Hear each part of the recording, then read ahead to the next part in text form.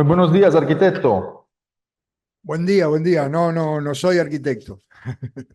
No soy arquitecto, soy docente y en la actualidad presidente de FUCBAM. Exacto, Ah, aquí tengo su currículum. ¿Cómo está? bien, bien, bien, lindo. Acá con mucho frío y lluvia en Uruguay, acá en el sur. Mucho frío y lluvia. Es un gusto tenerlo por aquí, profesor. Nosotros nos conocimos aquí en el foro de vivienda del Ayuntamiento de Guadalajara el año pasado, Ujú. justamente en una mesa de diálogo, ¿no? De Sí, intercambio de ideas. recuerdo. Por lo tanto, pues es un gusto que haya aceptado mi invitación a venir a hablarnos, pues, de las cooperativas, ¿no? De esta forma tan interesante, digamos, de poder acceder, ¿no? Y tener una vivienda. Entonces, sin más preámbulos, pues voy a leer esta breve semblanza del profesor Enrique Cal, que es docente y presidente de la Federación Uruguaya de Cooperativas de Vivienda por Ayuda Mutua, FUCBAM. Ha presentado el modelo de FUCBAM en los foros profesionales, universidades y encuentros de organizaciones vinculadas a la vivienda en Chile, Brasil, España y Centroamérica. Y ahora está aquí con nosotros en la séptima edición del Diplomado en Diseño de la Vivienda Colectiva Contemporánea. Muchísimas gracias por su tiempo. Lamento mucho si ha tenido que esperar un poquito, pero aquí nos hemos atrasado pues con las tareas porque tenemos estudiantes que trabajan mucho, entonces pues estuvimos revisando. Pero ahora, profesor, sin más preámbulos, pues le cedo la palabra para que usted pueda impartir su conferencia magistral. Muchas gracias. Bien, bueno, primero que nada es un gustazo, como decimos por acá, estar acompañándolos y esperar que estoy poniendo el cronómetro porque así no me paso. Eh, Bueno, gente, una breve caracterización. Uruguay, un país acá al sur, entre dos gigantes, Brasil y Argentina, nosotros con 3 millones de habitantes. Y en este momento, en un contexto sociopolítico eh, crucial, estamos ya al último fin de semana de octubre, se realizarán las elecciones en el país y los dos grandes partidos que se disputan, primero es el Frente Amplio, que es el partido de izquierda, y luego una coalición de todos los partidos de derecha para tratar de que no, bueno, de que no salga ganador la izquierda porque es el partido mayoritario. En este momento, FUCBAM es la Federación Unificadora de Cooperativas de Vivienda de Ayuda Mutua. Nosotros son unas 750, 700 y pico, 750 y pico de cooperativas afiliadas a FUCBAM, que es la organización de segundo grado. La organización de primer grado es cada cooperativa que conserva sus autoridades, porque estén afiliados a FUCBAM no pierden la autonomía en la decisión, en la ejecución y la máxima autoridad de cada cooperativa es su asamblea. ¿Ah? Por más que una cooperativa participando en una asamblea nacional de fútbol se tome una decisión, esta decisión tiene que ser ratificada por la cooperativa de base, por la asamblea de base. ¿Sí? Para entender un poco el funcionamiento político de fútbol. Y bien, las cooperativas, tengo la posibilidad de compartir pantalla, Graciano, ¿sí? Bien, para acercarnos a FUCBAM, ¿sabes qué? No me está dejando. El- la idea es, ahora sí, ahí viene. Este,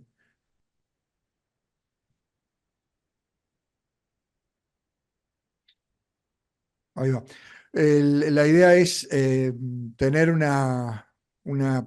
hacer un acercamiento a lo que ha sido, a lo que es FUCBAM como organización y si nos da el tiempo, yo espero que sí, podamos compartir con ustedes tres elementos que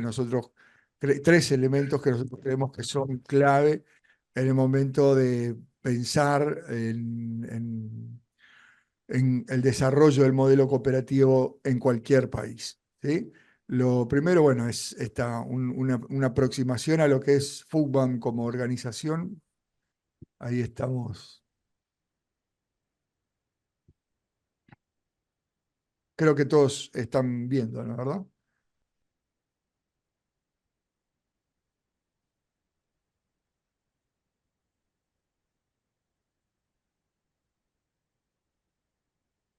¿Sí? Compartimos, ¿no? ¿Verdad? ¿Todos lo Sí, ven? Por la sí, duda, a veces se me tranca acá. Bien, sí. entonces vamos sin más vuelta, vamos a ir presentando. Primero, Fugman nace a la luz de una ley que se aprobó en el año.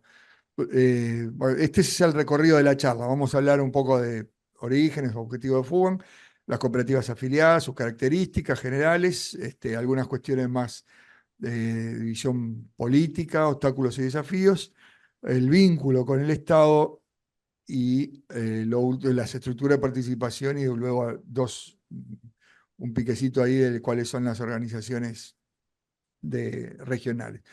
Fugan en el año 66, 67, en Uruguay, en una crisis económica bastante importante, se empieza a pensar en una forma en un proyecto de vivienda, perdón, en un proyecto de ley que tuviera dos componentes. Uno, generar empleo. Ustedes saben que la construcción es uno de los sectores de mayor absorción de mano de obra no tecnificada, no idónea.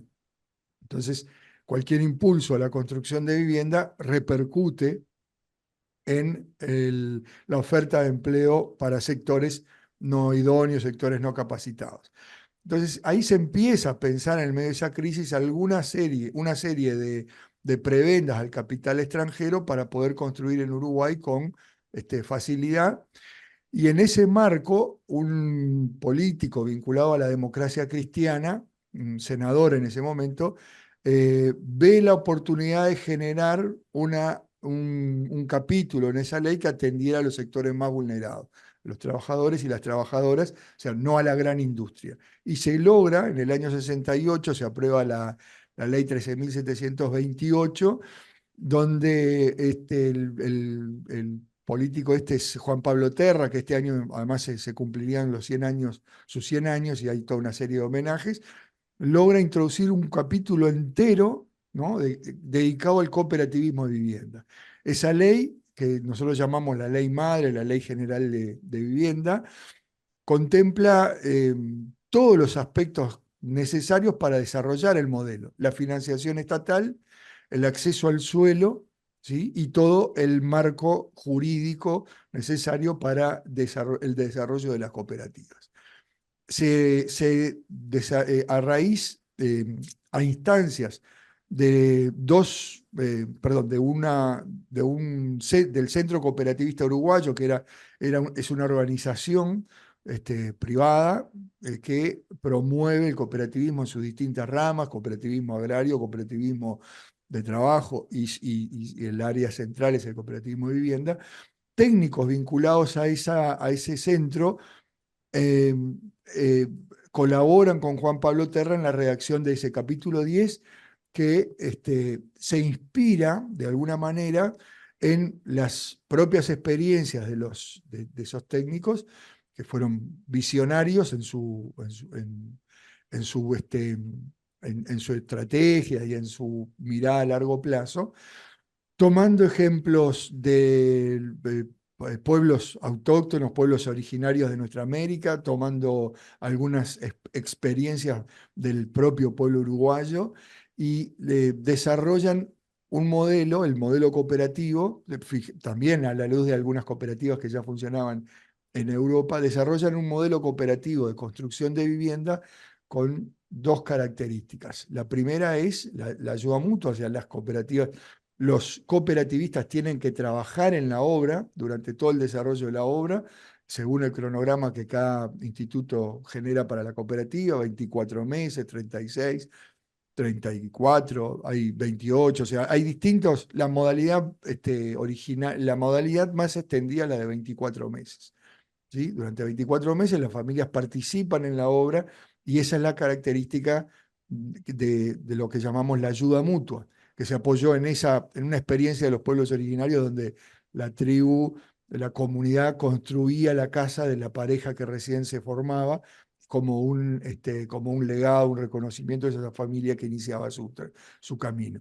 Y en Uruguay hay una vieja tradición que cuando una familia por autoconstrucción tiene que construir una losa, le llamamos aquí el techo de hormigón, no sé cómo se le llama en México, pero acá le decimos la losa, el hormigón, este, tiene que construir una losa, llama a los amigos que le hacen una gauchada, que viene de gaucho. Es un favor que le hacen a ese amigo, que vienen a trabajar para construir, llenar la losa, y bueno, eso se hace a cambio de un asadito bien regadito con algún caliborato, algún vinito que siempre hace bien después de una jornada de trabajo. Esa gauchada no tiene intercambio económico, no hay plata de por medio. Es eso, es un favor que se le hace a un amigo que está terminando su... Bueno, en función de esas experiencias y de esas características, ellos generan este modelo de ayuda mutua que luego se va a desarrollar en estas más de 700 cooperativas hoy afiliadas a Fugón y algunas más que existen en el país pero que no están afiliadas.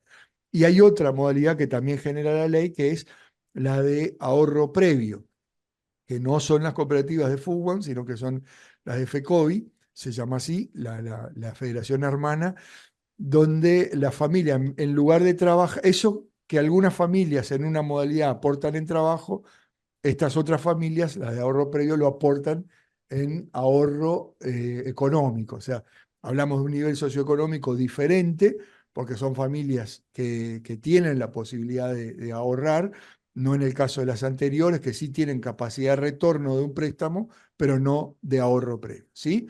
Entonces, esas dos modalidades en cuanto a cuál es el aporte que cada familia hace, y en cuanto al vínculo con el bien, el vínculo con la vivienda, también hay dos modalidades. Una es la de propietarios, lisa y llanamente, cada uno se construye colectivamente, pero cada uno es dueño personal de la vivienda que construyen. Y la categoría de usuarios, que es la que corresponde a FUCBAM. En FUCBAM todas nuestras cooperativas son de ayuda mutua y de usuarios.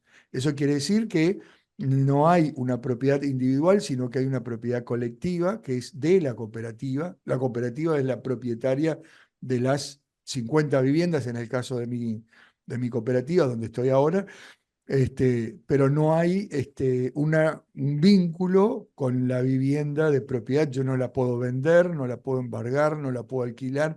El único destino posible y normatizado además por la ley es para casa, habitación del titular y su núcleo familiar. ¿Ah? Entonces, nosotros decimos que la ley generó las condiciones necesarias en el año 68 para el desarrollo de un modelo que, bueno, explota en Uruguay y hoy es casi una marca país. Fugan es conocida en muchos lugares e incluso se toma la experiencia de Fugan como una experiencia pionera, exitosa, para poder desarrollar o replicar en los países, en distintos países, con, por supuesto, las adaptaciones que se le tiene que hacer en cada lugar. De hecho, hace poquito estuvimos en un Zoom con Egipto, Paraguay, Japón, la otra vez, Colombia, o sea, hay un modelo extendido, bueno, y en la región y en el mundo, Sri Lanka, en África, o sea, hubo a partir de la cooperación sueca en los años 60, perdón, 2000, se pudo, se financió la posibilidad, un proyecto que tenía como objetivo hacer conocer y replicar en los lugares en que fuera posible el modelo fugvaniano, sobre todo en América Central, pero también con algunas experiencias en África y en Asia. Y bueno, y ahí en México ustedes tienen una muestra de lo que fue el modelo de Fugan, porque a partir del exilio de uno de los arquitectos que participó en la creación de la ley que se instaló en México, se desarrolló la experiencia de Palo Alto, que bueno, es conocida en el distrito y hoy pasando por un momento bastante complejo en cuanto al acoso del gran capital inmobiliario y el empresariado.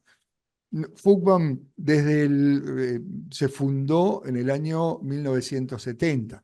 Estamos hablando de que estas dos primeras cooperativas fueron un piloto que se hizo prácticamente en paralelo a los momentos en que se discutía la ley en el Parlamento y se tomaron como modelo piloto con fondos que vinieron del exterior para demostrar que el modelo era posible. Y ahí se construyeron tres cooperativas en el interior del país, porque fue una condición impuesta por los financiadores, que hasta el día de hoy siguen siendo cooperativas.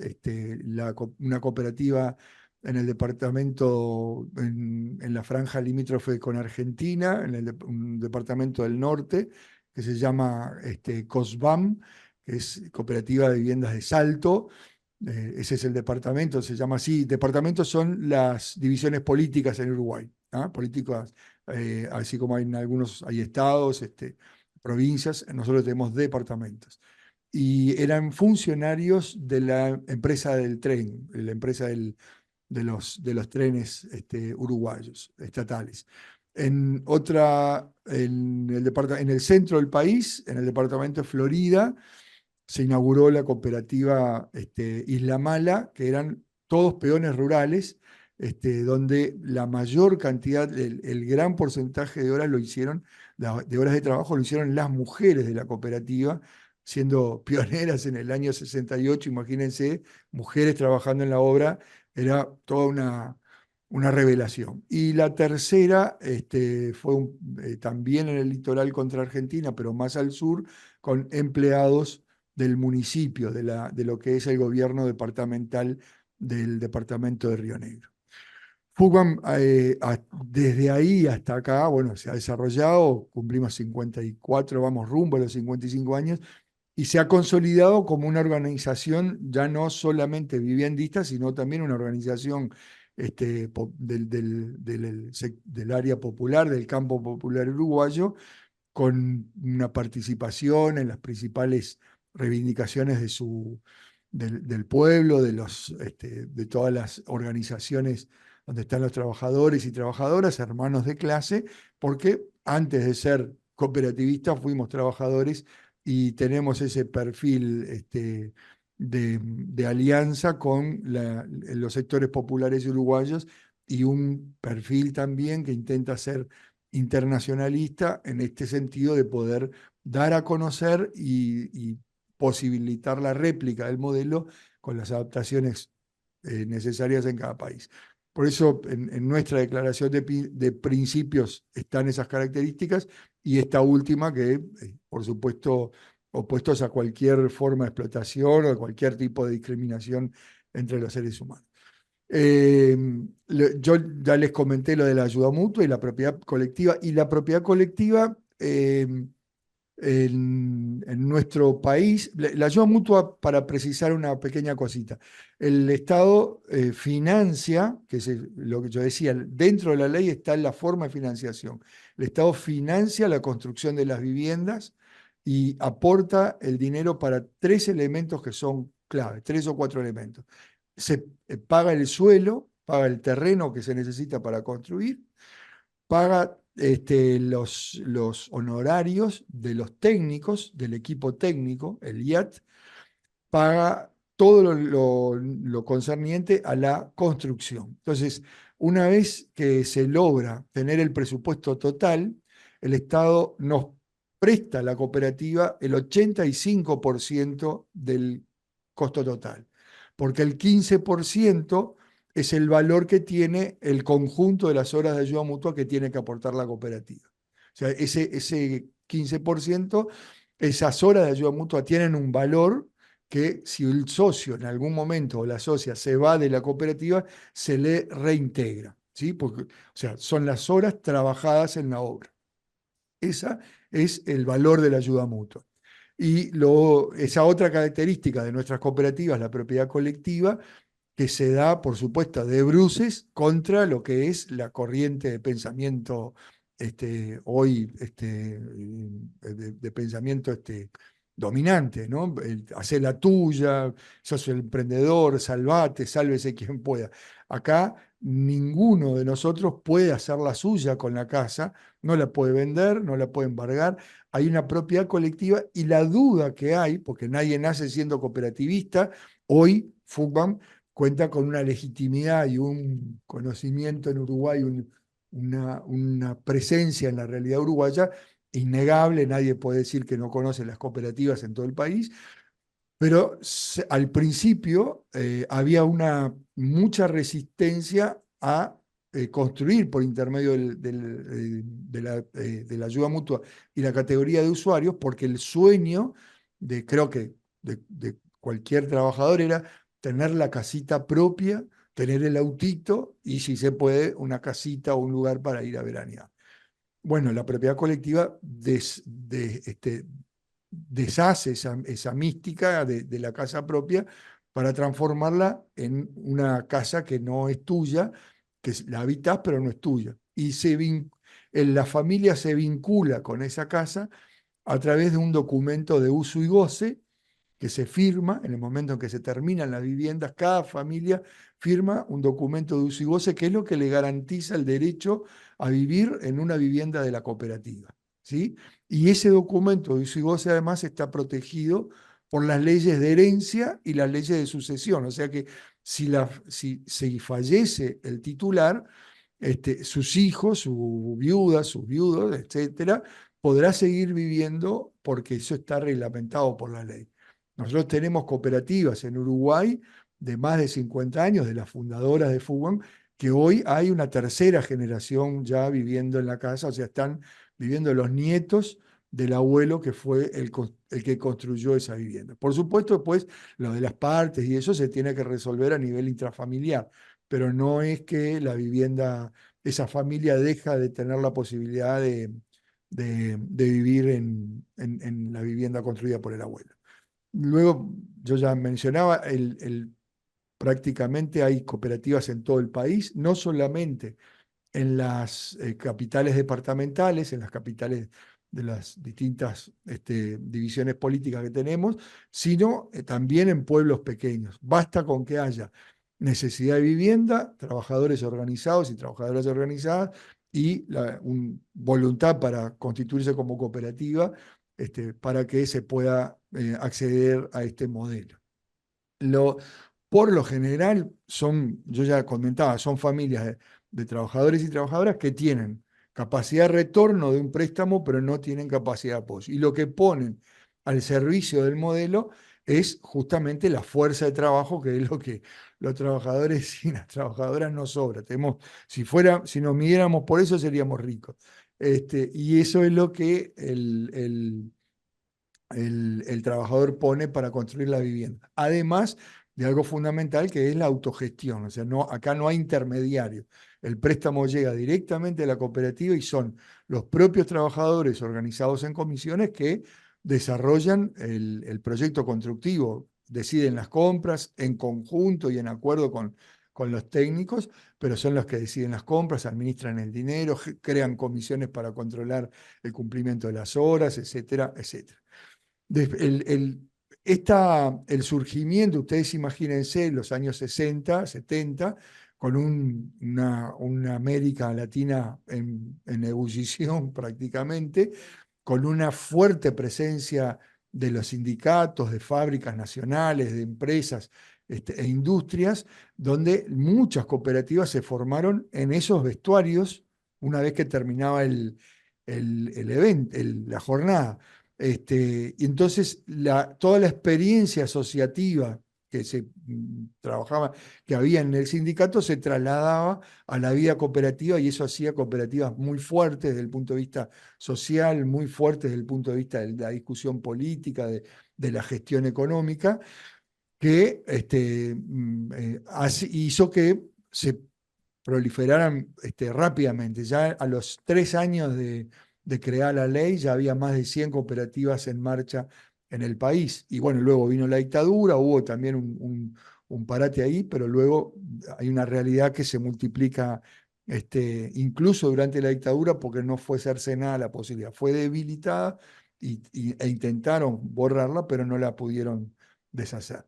Estas cooperativas son muy fuertes, yo les decía, y ahí están Covisag, que es Cooperativa de Viviendas del Sindicato de Artes Gráficas, todas las imprentas, impresoras de libros, Covisap, Cooperativas de Vivienda de Salud Pública, Coviadeom, de Obreros Municipales, Covife, Cooperativa de Viviendas del Ferrocarril, o sea, los grandes gremios, Covifoep, empleados y obreros de la bebida, generaron cooperativas con una matriz gestacional que viene del sindicato al que pertenecían. Hoy es diferente, hay un perfil, hay un desafío para el movimiento de seguir manteniendo como esa fuerza característica organizativa, porque primero que ya no hay grandes fábricas ni grandes movimientos obreros, grandes sindicatos, los puestos de trabajo, las empresas se han reducido, y segundo, que el acervo histórico, organizativo de los pueblos ha mutado y hoy los trabajadores y las trabajadoras están menos tiempos en sus trabajos, se tienen que trabajar en más de un lugar para poder subsistir, y esas grandes organizaciones gremiales ya no existen más. Tenemos anécdotas de cooperativas que se forman por Facebook, y se conocen por primera vez cuando hacen la primera reunión presencial, y vienen ya de varias con esta modalidad del Zoom o de las videollamadas. Entonces, ha cambiado el perfil de las familias, y eso es todo un desafío para FUC. Nosotros partimos de esta cuestión de la vivienda es un derecho y no una mercancía. La concebimos como un bien de uso y no como un bien de cambio, por usar términos relacionados con la economía política.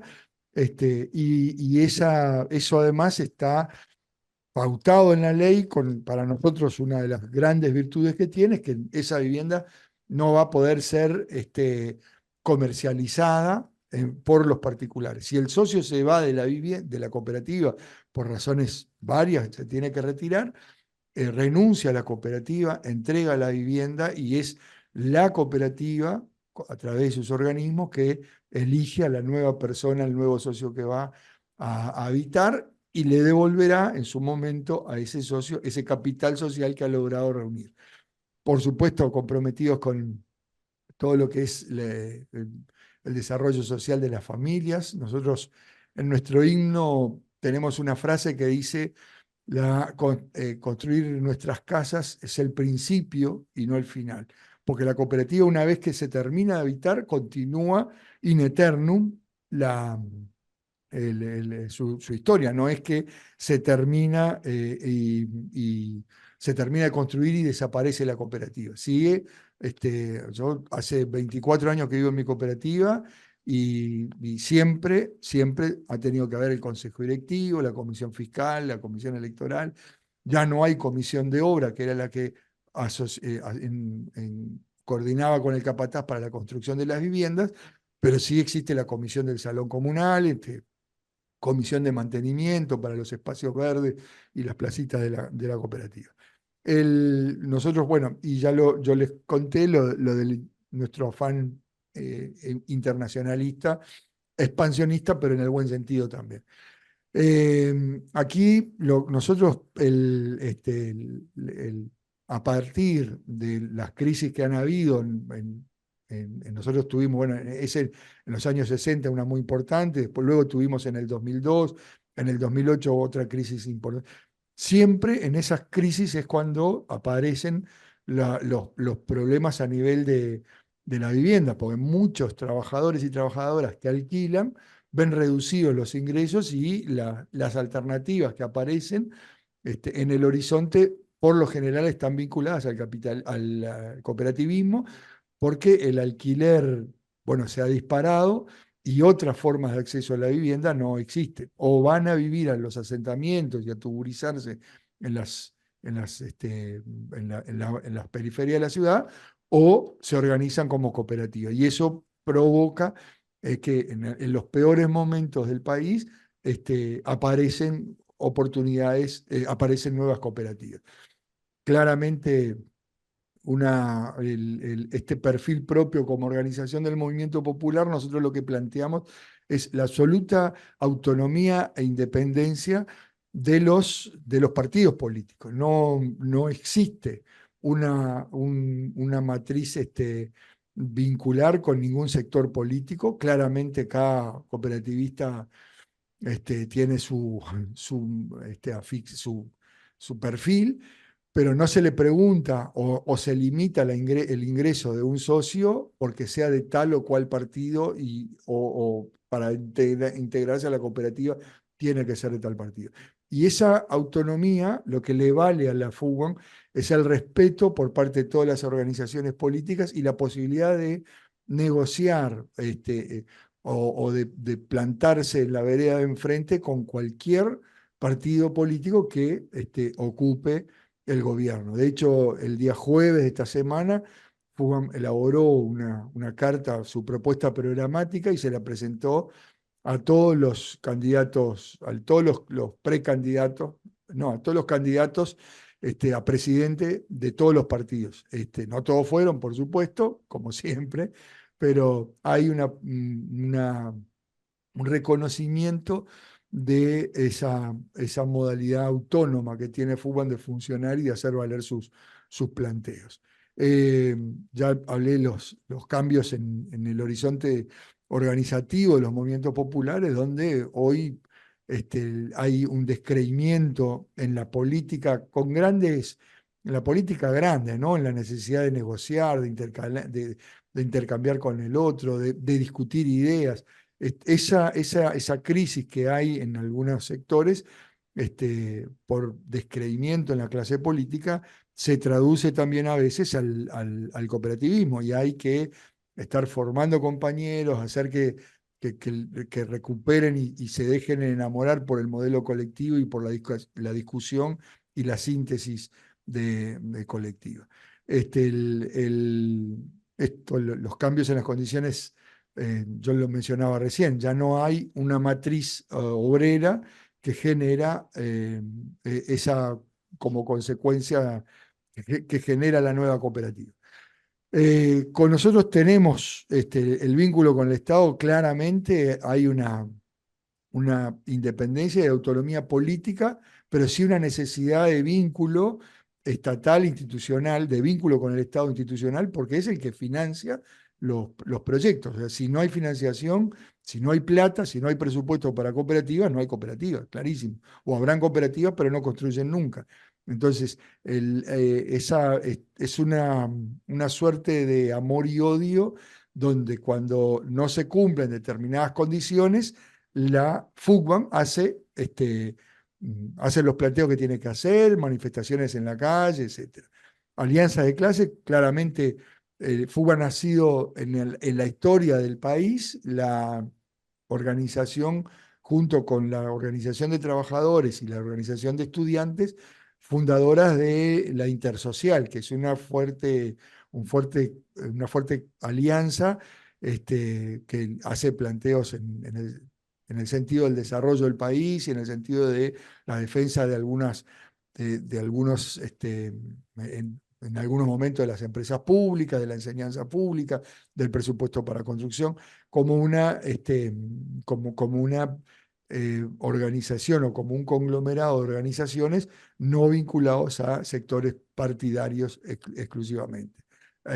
Hace poco en Uruguay se hizo a partir de la Confederación Uruguaya de Entidades Cooperativas, que es como la organización de tercer grado que integra FUBAN, se llama CUDECOP, hizo un estudio, un análisis de cuánto era conocido el movimiento cooperativo en Uruguay. Es muy conocido, y cuando a la gente se le preguntó si conocía alguna cooperativa, alguna organización, el 80% sí, mencionó a FUBAN. O sea, hay una legitimación que va más allá de los sectores vinculados a la vivienda, de los sectores vinculados a la construcción en nuestro país. Y bueno,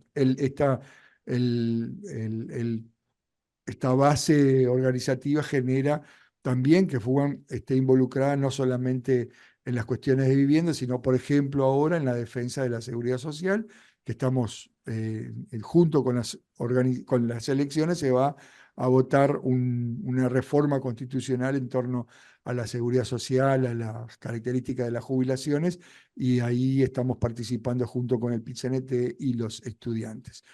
La estructura orgánica de una cooperativa está dada por la ley del año 68.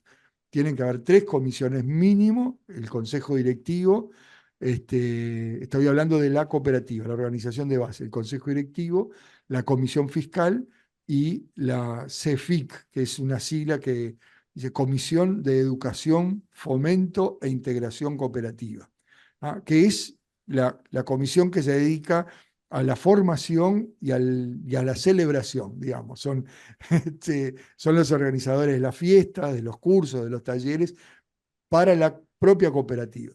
Y FUCBAN como federación replica de alguna manera la estructura de una cooperativa de base. Está la dirección nacional con representantes de Montevideo, que es la capital y donde están la mayor cantidad de cooperativas, pero también hay cooperativas, compañeros delegados del interior del país, la Dirección Nacional, con una comisión fiscal que vela por el cumplimiento de los reglamentos y el funcionamiento económico de la federación, y la CEFIC, que se encarga de, bueno, de todas las propuestas que tienen que ver con carácter general, que le llegan a todas las cooperativas, y algunas apuestas al desarrollo más político, informativo de las personas. Pero en la vida de una cooperativa aparecen necesidades que responden al momento en que la cooperativa está funcionando. Entonces, así como en la cooperativa, en el momento de la obra, se crea la comisión de obra que trabaja con el capataz, la comisión de horas, que es la que controla el cumplimiento de las horas por parte de las familias, también en FUCBAM aparecen estas comisiones funcionales que tienen que ver, por ejemplo, con una realidad que afecta a todas las cooperativas, el problema de contaminación ambiental porque están cerca de una fábrica, de alguna cuestión que tiene emanaciones nocivas. Entonces ahí se forma una comisión de trabajo, un plenario que afecta a esas cooperativas. Unas cooperativas que quedaron afectadas por determinada reglamentación, etcétera, nos vamos organizando en esas comisiones. Y esos plenarios que se reúnen a nivel de las cooperativas que tienen esa problemática en común se realizan semanal o quincenalmente hasta que se ve cumplido el objetivo logrado y ya aparecerá otro problema para atender. Siempre la asamblea de la cooperativa es la decisión, tiene la capacidad de decisión y es el órgano máximo. Por eso hablamos del ejercicio de la democracia directa. No es la democracia representativa que tenemos en la mayor parte de nuestros países, sino que aquí es un socio, un voto. Y las decisiones importantes de la cooperativa se toman en esa asamblea. Desde el momento de la obra, de qué color le vamos a poner a los aparatos del baño, hasta, bueno, elegir las autoridades que van a regir los signos de las cooperativas durante 2 años, que es el periodo de cada cooperativa, y 4 en FUCBAN, ¿sí? Aquí FUCBAN ya no dejó de ser un movimiento viviendista y nada más, claramente identificado con la vivienda para los sectores populares, no ha trascendido ese objetivo para tener presencia hoy en el horizonte político general del país. Los organismos regionales que yo les contaba es Cowan Sur, que son las cooperativas de vivienda de ayuda mutua del sur. Hay también a nivel de Centroamérica y México está FESCOBAM, perdón, COSEAVIS, la Coordinadora de Cooperativas de Viviendas de América, COSEAVIS, Coordinadora de Cooperativas y Entidades que toma a las viviendas de las organizaciones cooperativas de El Salvador, Nicaragua, Honduras, México, la integra Palo Alto también, y ALACBAN, que es ALACBAN nuclea a Cowan Sur y COSEAVIS, la del sur y la de Centroamérica, es la Alianza de Cooperativas de Vivienda de Ayuda Mutua. En el mundo, bueno, es lo que yo les comentaba, a partir de esa posibilidad que tuvo Fugan de replicar su modelo, hoy tenemos presencia con este modelo en varios lugares. Por ahí yo esto en líneas generales, y yo ahora lo que sí quiero contarles, nos quedan unos minutitos nada más, contarles de qué hablamos cuando hablamos de esos tres elementos que fueron centrales para que el modelo se pudiera extender, que son los instrumentos políticos. ¿Sí? Para nosotros, ¿qué son? Y esta es un poco más entretenida porque tiene fotos, así no se aburren tanto. Este, ¿Qué es un instrumento político? Nosotros decimos, bueno, para nosotros el instrumento político son las herramientas, los dispositivos que necesitan tienen un aval político de la clase política uruguaya para y que permiten el desarrollo del modelo. Es un instrumento que no depende pura y exclusivamente de los cooperativistas, sino que necesita de grandes acuerdos nacionales, y esos instrumentos políticos fueron los que fueron garantizados en la ley del año 68. A partir de algo que está en nuestra Constitución, que es el derecho de todo habitante a vivir en una vivienda decorosa, y que el Estado tiene, la ley tienen que propender a asegurar el acceso a la vivienda, pero fíjense que facilita la adquisición estimulando la inversión de capitales privados. O sea, hasta nuestra propia Constitución apuesta al inversor privado, que por lo general no es un inversor que hace beneficencia, sino que busca el lucro a partir de la, de lo que haga o de lo que le toque hacer a partir de una licitación, de un llamado público, pero se deja de lado la iniciativa propia, la autoconstrucción, el cooperativismo. Acá se habla, el Estado buscará y estimulará al inversor privado. Pero bueno, estamos en la Constitución, que eso es importante. Y a partir de eso, nosotros decimos, bueno, la ley esa que se creó en el año 68, yo ya les conté lo del el contexto en el que nos encontrábamos, un contexto de crisis, un contexto donde se buscaba generar un impacto en el mercado, en el mundo del empleo, y ahí se aprovechó para meter ese artículo, ¿no? Que fue considerado ese capítulo como una conquista, porque yo creo que hoy, si los propios políticos en un parlamento además, donde la derecha era absolutamente mayoritaria y la presencia de la izquierda o de los partidos progresistas era una minoría absoluta, si se hubieran sabido el monstruo que estaban creando en cuanto a participación, en cuanto a autoiniciativa, en cuanto a democracia directa, yo creo que no lo hubieran votado. Y fue votado por unanimidad en la Asamblea Legislativa, o sea que tuvo un amplio reconocimiento por parte de todos los partidos que estaban integrados. Ahí las fotos hacen referencia, bueno, a una marcha, y lo que se ve en el horizonte es Punta del Este, que por lo general guiamos nuestras marchas hacia ese lado cuando queremos poner algún tema en el dominio público, porque Punta del Este es es el balneario de nuestro país, y a donde se dirigen todas las miradas de los medios masivos de comunicación y de prensa durante los meses del verano. Entonces, por lo general, cuando hay alguna necesidad de tematizar un conflicto, hacia allá vamos. Y la segunda foto es una jornada solidaria, donde todas las cooperativas van a hacer horas durante un día a una cooperativa para generarle un avance importante de obra y poder quedar en mejor posición en el momento que le llega el dinero, porque el dinero no se recibe todo de una vez sola, se va recibiendo según el avance de la obra, es que se certifica cuando se avanzó, se paga el porcentaje que corresponde a ese rubro. Y la cooperativa va gestionando ese dinero que va recibiendo. Acá siempre son distintos modelos de viviendas, los modelos dúplex, que es el más extendido, pero también modelos horizontales, sobre todo en el interior por la disponibilidad de tierra. En Montevideo ya la tierra es más escasa y eso hace que los modelos vayan para arriba. Incluso hoy ya tenemos, desde hace unos 8 años, edificios de 8 o 9 pisos que son cooperativas de vivienda, porque logramos acceder a las tierras centrales, a las tierras del casco central de la ciudad, pero la única manera de tener un grupo de familias como una cooperativa es yendo hacia arriba. Lo importante y la clave de la ley 13.728, la ley madre, es que coloca al Estado en un lugar central de promoción de la vivienda de interés social.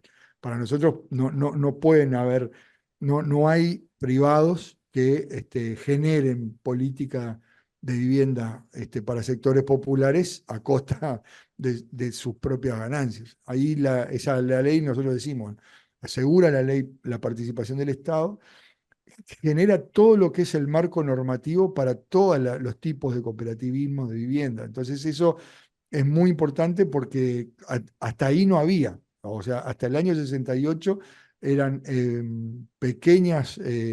eran emprendimientos que se desarrollaban, pero que no estaban total y absolutamente reglamentados bajo el término de cooperativa de vivienda, sino que terminaban cayendo, se las consideraba como cooperativas de producción o cooperativas de consumo, porque no existía la figura de cooperativismo de vivienda. La ley genera la asistencia técnica y la financia, no solo la genera, sino que la financia, ¿sí? Las condiciones económicas del préstamo, ese préstamo se paga a un 2% de interés anual, que hace que la cooperativa lo devuelva durante 25 años. A mi cooperativa le falta un año para terminar de pagar, pero ya hace 24 que vivimos en nuestras viviendas. Se podrán imaginar que estamos como los presos contando los meses para terminar de pagar ese préstamo y quedar solamente con los gastos que generan el complejo, la luz de las calles comunes, la luz la limpieza de los espacios verdes, etc. Bueno, las condiciones para los préstamos ya lo dije, la propiedad colectiva, la categoría de usuario no existía hasta antes del año 68 para los bienes, para las viviendas. Eso hizo que esa ley tuviera un carácter vanguardista y que aún hoy, a más de 60 años de haberse formado, todavía, de haberse legislado, todavía sigue siendo mirada en el mundo como una ley pionera en ese sentido. Incluye todo lo que se necesita, la tierra, la construcción, todos los elementos necesarios para la construcción y la asistencia técnica. No incluye la posobra. Nosotros, una cooperativa tiene que tener un contrato con un equipo se llama un IAT, Instituto de Asistencia Técnica, para poder aspirar a ese préstamo. Si no tiene ese contrato, no puede ni siquiera inscribirse en el registro de cooperativas aspirantes a préstamos. Y ese vínculo con el instituto termina una vez que se termina la obra. Nosotros evaluamos a lo largo de la historia que eso no es bueno, porque en un momento fundamental de la cooperativa, que es cuando empieza la convivencia, se pierde el apoyo y el aporte de ese instituto de asistencia técnica que tiene 3 áreas fundamentales: el área arquitectónica, el área contable y jurídica y el área social. O sea, el trabajador social o la trabajadora social que hizo el seguimiento de ese instituto, de la cooperativa durante el tiempo de obra y la preobra, eh, cuando empieza la convivencia se va y la cooperativa queda un poco no sola, porque recibe sí toda la prestación de FUGBAN, etcétera, de sus departamentos, pero pierde esa cercanía que tenía. Ahí son fotos de una asamblea y de una comisión de trabajo en la sede de FUGBAN, y ahí esos para nosotros son cualquier país o que se intente el desarrollo del modelo cooperativo, tiene que colocar estas 3 cosas arriba de la mesa. El marco normativo, sin marco normativo no hay posibilidad de desarrollo de la experiencia, la financiación estatal, hay que lograr que el Estado participe en la construcción de viviendas de interés social y en este caso viviendas cooperativas, y el acceso a la tierra. Es la base material de cualquier proyecto constructivo que se quiera desarrollar. Si no hay, es muy difícil que se pueda hacer. El marco jurídico, bueno, estas fueron las, este, eh, las características que yo le decía, ¿no? Era inédito hasta el momento, se ordenó la vivienda de interés social, le da establecer el marco jurídico en el marco de la Ley Nacional de Viviendas para las cooperativas, establecer ese marco jurídico, le dio esa suerte de continuidad que desde el año 68 hasta hoy ha proliferado y se han podido seguir creando cooperativas a merced de que existe esa posibilidad. Y la otra cuestión es ese marco jurídico, además, eh, de alguna manera obliga al Estado a estar presente y a continuar en esa garantía del derecho a la vivienda. ¿Sí? La participación del Estado es fundamental. Yo ya les comenté los 25 años, es un interés adecuado. Hace poquito, el gobierno anterior a este elevó los intereses al 5,25 y ahí se inició toda una movida, por eso las casitas y las movilizaciones por el 2%, era volver al 2% que se logró en este gobierno. Y ahí también esto de la autonomía.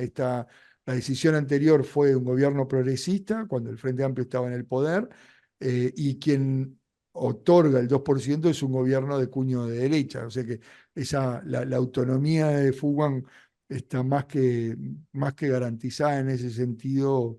No se le plantó un conflicto muy importante, incluso con huelga de pagos al gobierno de izquierda, y este gobierno de derecha será por un tono populista, por quedar bien, lo que sea, pero fue el que consiguió el 2%.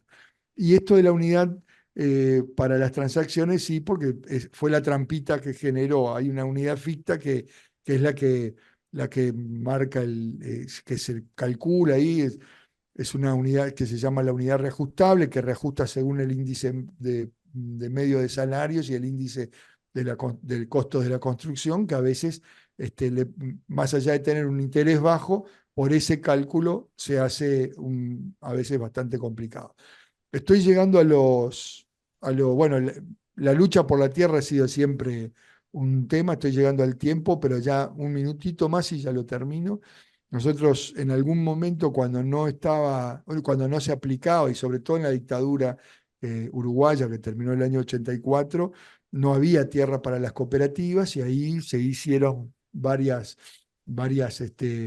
ocupaciones de tierra, muy arriesgadas algunas, porque incluso en esta de 1973 generó hasta la muerte de un compañero y de un niño.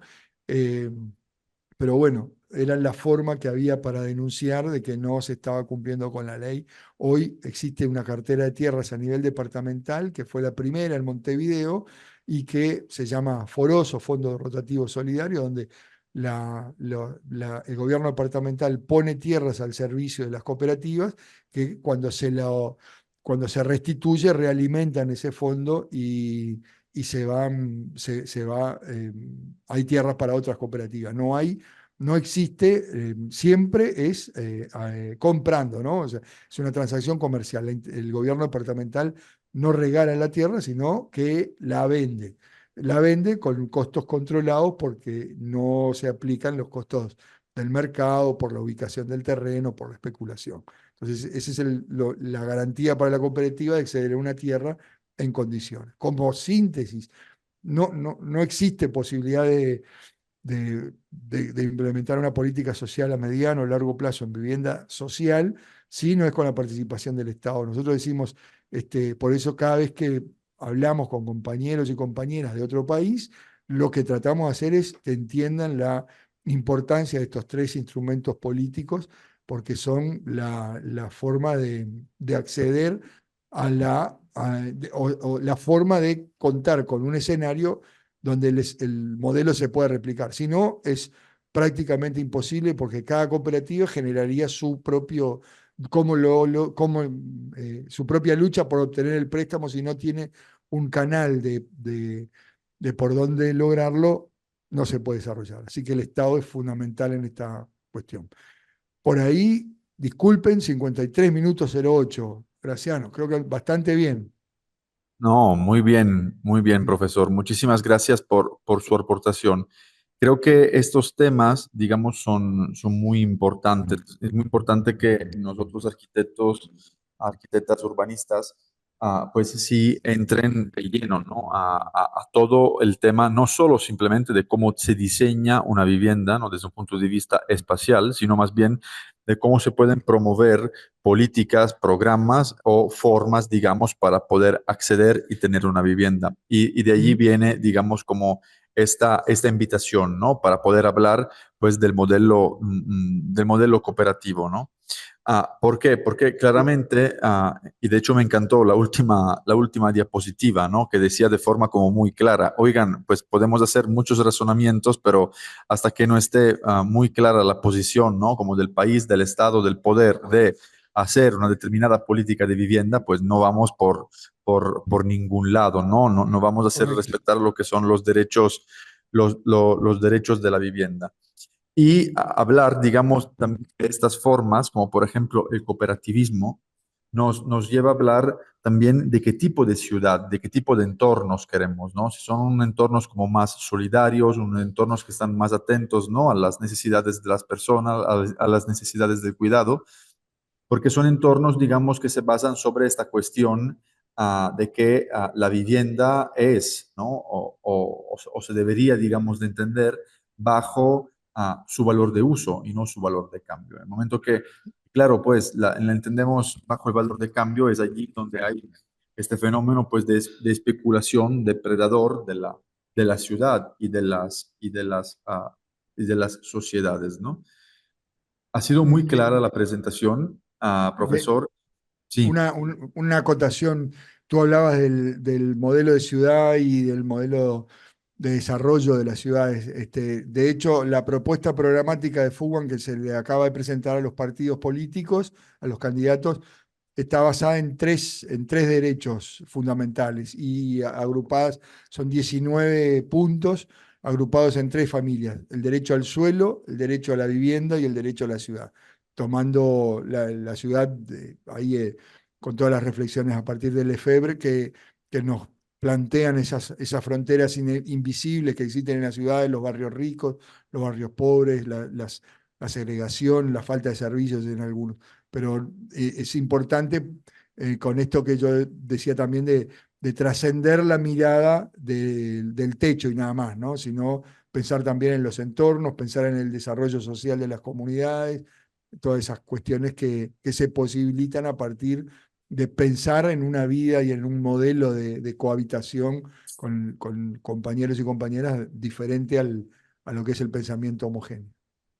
sí, esto es muy importante y aquí lo remarcamos mucho, que simplemente no es hacer válido o, digamos, cumplir con el famoso derecho a la vivienda, porque para cumplir con muchas veces este derecho a la vivienda se construyen unos entornos o se construyen esas viviendas, pues, de manera suburbana, en la periferia, de manera marginal, por intervención incluso por así decirlo, privada, ¿no? Cuando a cambio ese derecho a la vivienda debería de ser un derecho a la ciudad, es el derecho de participar a la vida comunitaria, el derecho de participar pues de los entornos urbanos que de una cierta forma puede mejorarnos la vida, ¿no? Por el simple hecho que estamos incluidos dentro de la vida, dentro de la vida urbana, ¿no?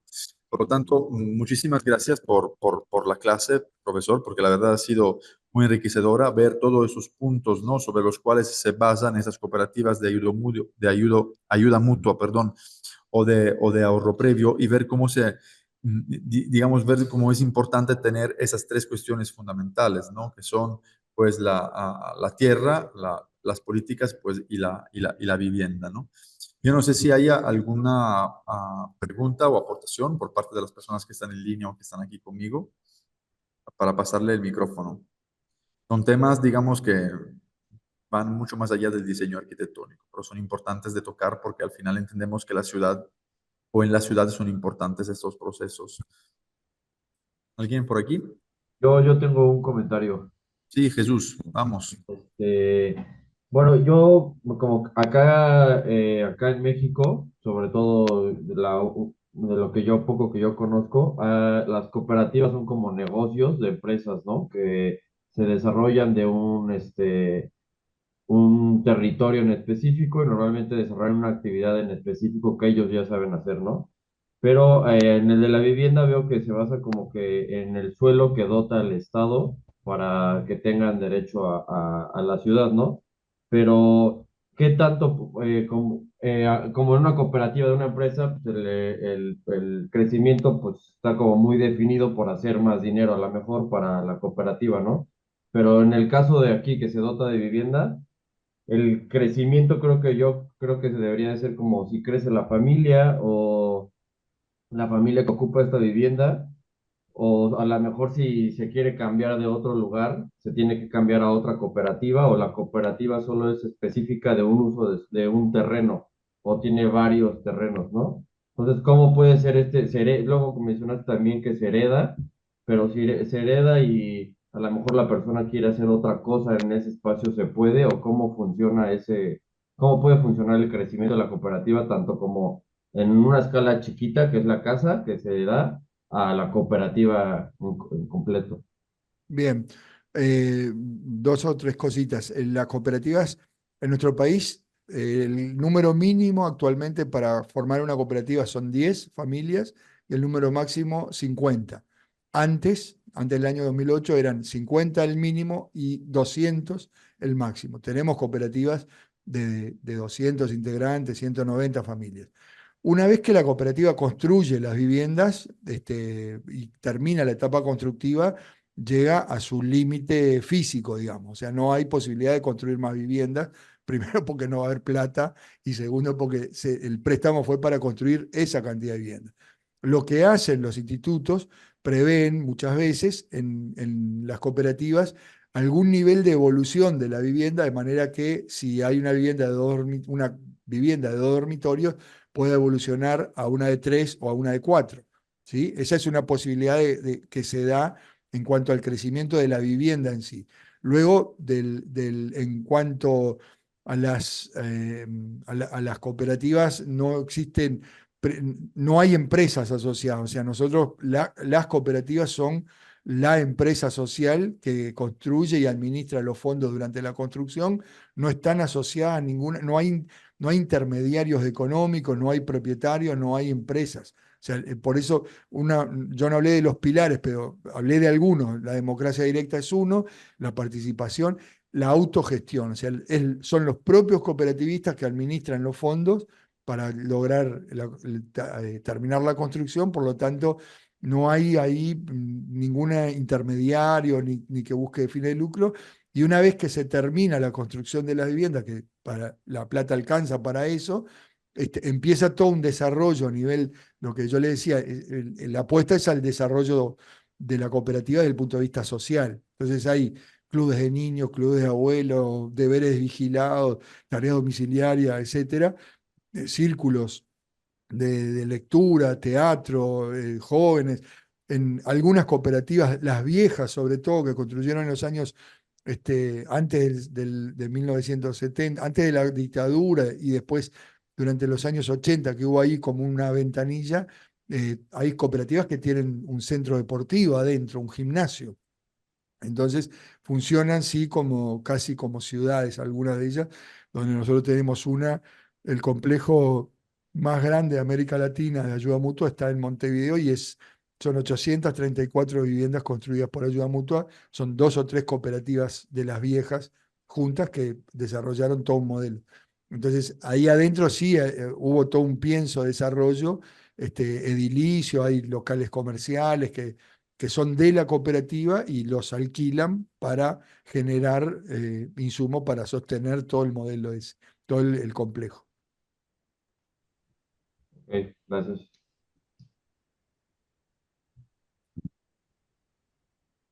Eduardo. Yo tengo una pregunta. Ah, ¿seguía alguien más? Sí, dale tú, Javier. Bueno, Luego lo hago. la estaba formulando, a ver si me sale la pregunta. En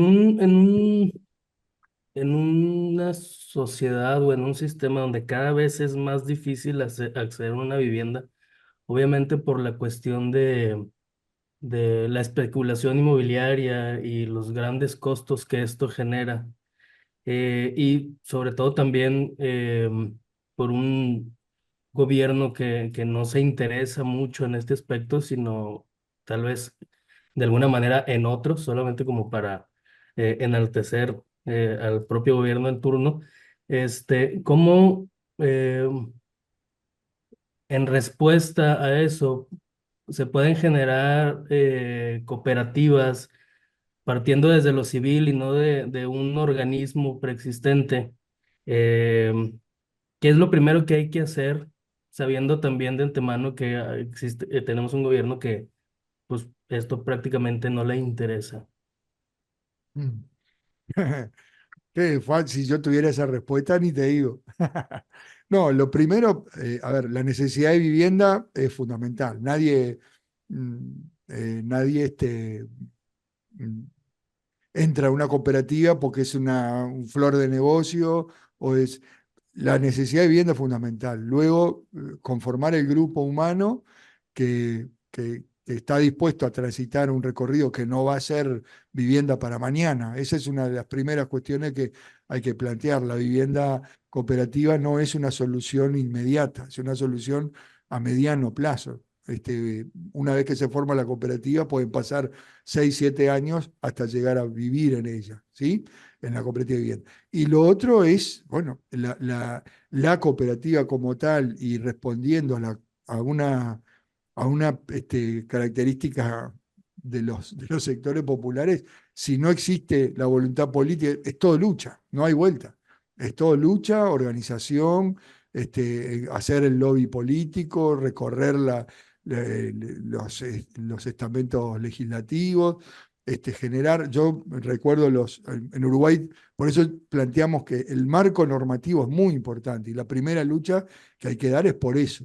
Chile, que tenía uno de los movimientos cooperativos más desarrollados a nivel de vivienda de Latinoamérica, a nivel de cooperativismo y de leyes cooperativas, a partir de la dictadura de Pinochet fue diezmado los movimientos cooperativos. Se lograron rearmar el agrario, el crediticio, el consumo y vivienda. No tiene hasta el día de hoy un marco normativo.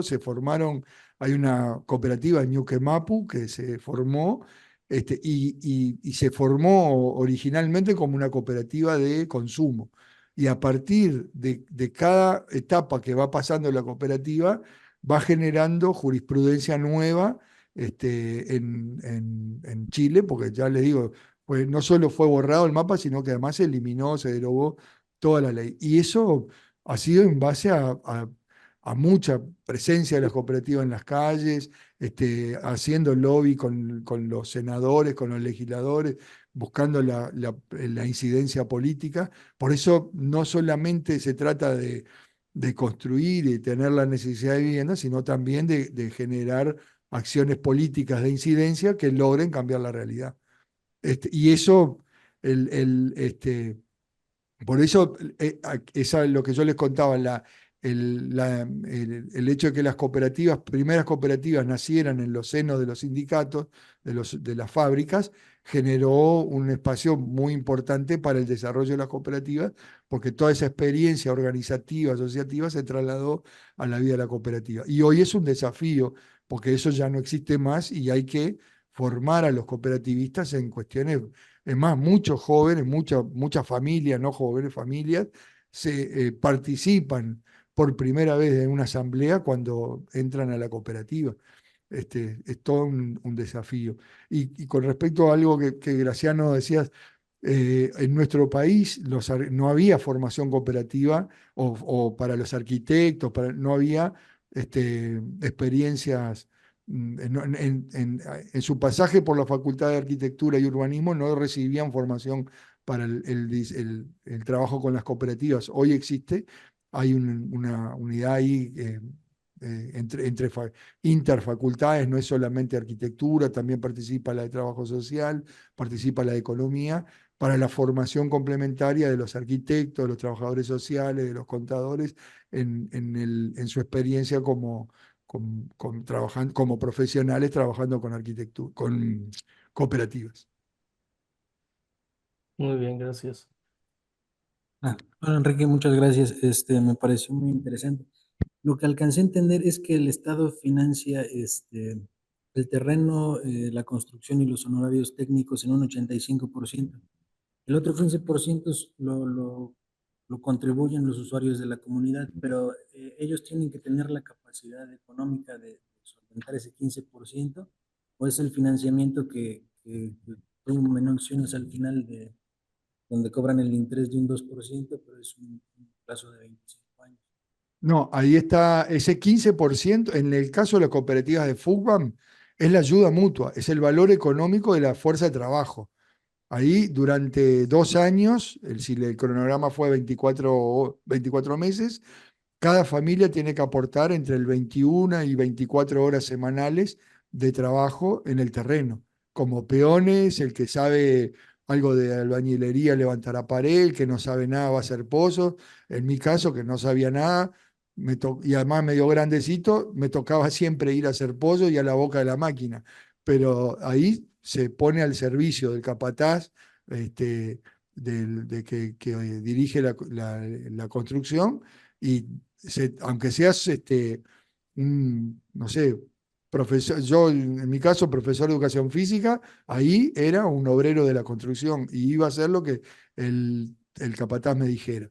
En el caso de las viviendas de usuarios y de ayuda mutua, que son las de FUBA, nosotros aportamos el trabajo.